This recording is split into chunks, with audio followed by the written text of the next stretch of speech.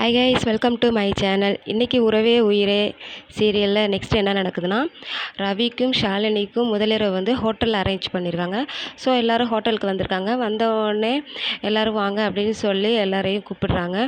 உடனே ஷாலினி தான் மணப்பெண்ணாக ஆனது தெரியாது அங்கே உள்ளவங்களுக்கு. அவங்க உடனே வாங்க ரித்திகா அப்படின்னு சொல்லியும் உடனே ஷாலினி ஷாக் ஆகிறா. எல்லோரும் ஒரு மாதிரி பார்க்குறாங்க.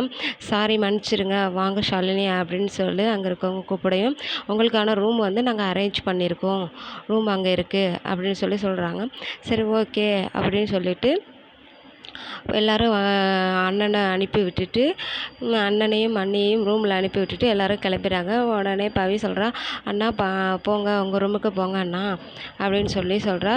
சரி அப்படின்னு ரவியும் ஷாலினியும் ரூமுக்கு போக ரெடி ஆயிடுறாங்க. இவங்களும் கிளம்பிடுறாங்க. இதுக்கப்புறம் என்ன நடக்குதுன்னா, இவங்களுக்கு 322வது ரூம் கொடுத்துருக்காங்க. ரவி அப்படியே கிளம்புறான். ஷாலினியும் சைலண்டாக இருக்கா, ஒன்றும் சொல்லாமல். ஏன்னா இது அவளுக்கு பிடிக்காத கல்யாணம். அவள் வந்து சிவாவை தான் லவ் பண்ணா. திடீர்னு ரவி கூட கல்யாணம் ஆகிட்டு அதுலேருந்து இவன் மீள முடியாமல் ரொம்ப அப்செட்டாக இருக்கிறா. பவி வந்து பார்த்து சிரிச்சுக்கிட்டு இருக்கா. அண்ணா நீங்கள் போங்க, அண்ணியும் போயிட்டுருக்காங்க பாருங்கள் அப்படின்னு சொல்லியும், சரி பவி அப்படின்னு சொல்லிட்டு நீங்கள் கிளம்புங்க அப்படின்னு சொல்கிறான். சரின்னா அவங்களும் கிளம்பிடுறாங்க.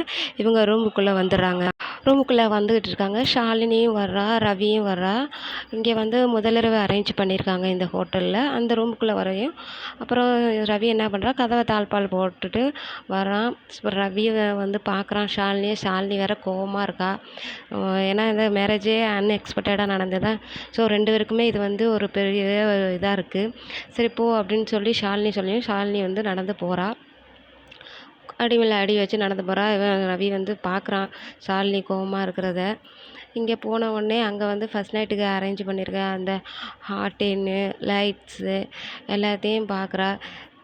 என்ன எப்படி அரேஞ்ச் பண்ணியிருக்காங்க அப்படின்னு சொல்லி ஒன்று ஒன்றா பார்த்துக்கிட்டு இருக்கான்.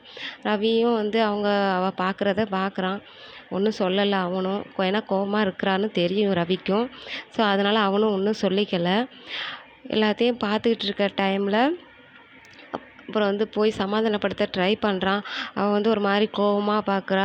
சரி வேணாம், இந்நேரம் சமாதானப்படுத்த வேண்டாம் அப்படின்னு சைலண்டாக ஆகிடுறான். அப்புறம் வந்து அங்கே இருக்க கட்டிலில் போய் உட்கார்றா ஷாலினி. உடனே கீச்சின்னு ஒரு பொம்மை சவுண்டு கேட்குது. உடனே அந்த சவுண்டை பார்த்தோடனே ரவியும் ஷாக் ஆகிடுறான். உடனே ஷாலினி ஷாக் ஆகிடுறா. என்னடா அது சவுண்டு அப்படின்னு பார்த்தோன்னே கடைசியாக ஒரு பொம்மை இருந்திருக்கு. உடனே ரவி வந்து நக்கலாக சிரிக்கிறான். அதை பார்த்து ஷாலினி இன்னும் ரொம்ப டென்ஷன் ஆகிடுறான். இவன் சிரிச்சதை பார்த்தோன்னே என்னடா அது ஒரு சவுண்டு அப்படின்னு சொல்லிட்டு ஷாலினி எந்திரிச்சு பார்க்குறா. பார்த்தா கீழே ஒரு பொம்மை இருக்குது. அந்த பொம்மையிலேருந்து தான் அந்த சவுண்டு வந்திருக்கு அப்படின்னு 2 பேரும் புரிஞ்சுக்கிறாங்க. ஷாலினி வந்து கோவமாக இருக்கா. இங்கே வந்து ரவி வந்து சிரிப்பை கண்ட்ரோல் பண்ண முடியாமல் இருக்கான். உடனே கோவத்தில் அவன் என்ன பண்ணுறா, அந்த பொம்மையை தூக்கி எரிஞ்சிடுறா. அதை வந்து ரவி பார்க்குறான். அப்புறம் மறுபடியும் அகைன் வந்து உட்காரா. அப்புறம் நமக்கு நடந்த மேரேஜ் ரவி கூட இப்படி நடந்துட்டு, நம்ம சிவாவில் கட்டிக்க போனோம் எப்படி நடந்துட்டேன்னு அங்கே நடந்த மேரேஜோடைய நினைவுகளெல்லாம் யோசித்து பார்க்குறா. தாலி கட்டினது, அப்புறம் பொட்டு வச்சது, ஒன்று ஒன்றையா நினச்சி பார்த்துக்கிட்டு இருக்கா ஷாலினி. அவளுக்கு வந்து ரொம்ப கஷ்டமாக இருக்குது ரவியை கல்யாணம் பண்ணது. அப்புறம் ரவி வந்து அங்கேருந்து அவள் தூக்கி போட்டு அந்த பொம்மையை எடுத்து பார்த்து சிரிச்சுக்கிட்டு இருக்கான். சிரிக்கிறத வர ஷாலினி பார்க்குறா. பார்த்துட்டு மறுபடியும் முறைக்கிறா. இவன் என்னடா இந்நேரம் சிரிச்சுக்கிட்டு இருக்கானே, நம்ம எவ்வளோ மனவேதனையில் இருக்கிறோம் அப்படின்னு சொல்லி ஷாலினி பார்த்துக்கிட்டு இருக்கா. உடனே கோவத்தில் எழுந்திரிச்சு ரவியை பார்த்து திட்ட ஆரம்பிச்சிடறா. இப்போ உனக்கு சந்தோஷமாக, நீ ஆசைப்பட்டது நடந்துட்டா, இப்போ நீ நல்லா சந்தோஷமாக இருப்பியே அப்படி எப்படின்னு கண்ணாபிரான்னு திட்டுறா. உடனே ரவியும் வந்து ஒன்றும் சொல்லலாம், சைலண்டாக இருக்கிறான். என்னை அடையணும் தானே நீ ஆசைப்பட்ட, இதுக்காக தானே பிளான் பண்ணி என்னை கல்யாணம் பண்ணேன். நான் வந்து சிவாவை கல்யாணம் பண்ணலான்னு இருந்தேன். நீ என்னை கல்யாணம் பண்ணிட்டே, அங்கே வந்து சந்தோஷமாக தாலி கட்டினேன், இங்கே ஃபஸ்ட் நைட்டுக்கு சந்தோஷமாக ரெடி ஆகிருக்க, ரூம் அரேஞ்ச் பண்ணி உனக்கு ஃபஸ்ட் நைட்டு இப்போ ரெடிங்கிற மைண்ட் செட்டில் இருக்கியா அப்படி இப்படின்னு கண்ணாபின்னான்னு ஷாலினி வந்து கேள்வி கேட்குறா ரவியை பார்த்து. ரவியும் வந்து ஒன்றும் சொல்லலை. அவள் சொல்கிறதெல்லாம் கேட்டுக்கிட்டு ஒரு சைலண்டாக அப்படியே அமைதியாக இருக்கிறான்.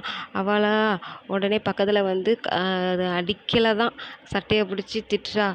ஏன் இப்படி பண்ண ரவி, ஏன் இப்படி பண்ண, உன் ஆசை இப்போ நிறைவேறிட்டில அப்படி இப்படின்னு சொல்லி திட்டுறா. இனி என்ன நடக்குதுன்னு நெக்ஸ்ட் பார்ட்டில் பார்ப்போம்.